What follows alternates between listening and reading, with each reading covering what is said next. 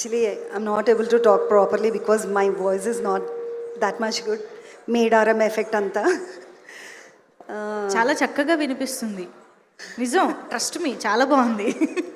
లేదు, ఆ మేడారం డస్ట్ అంతా నాతోటే ఉంది. సో అక్షర్ గారు నాకు విరాట పర్వం సినిమా టైంలో బాగా పరిచయం అయ్యారు.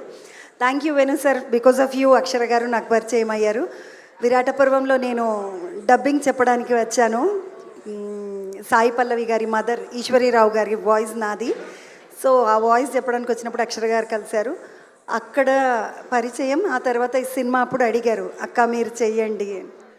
నేను ఎంప్లాయీ కాబట్టి V6లో ఒక 2-3 డేస్ అయితే చేస్తా, ఎక్కువ అయితే కష్టం అని చెప్పాను. సో నన్ను అట్లా థ్యాంక్ యూ సో మచ్. నన్ను నా ఏజ్ గ్రూప్లో చూపించారు అక్షర్ గారు ఫస్ట్ ఆఫ్ ఆల్.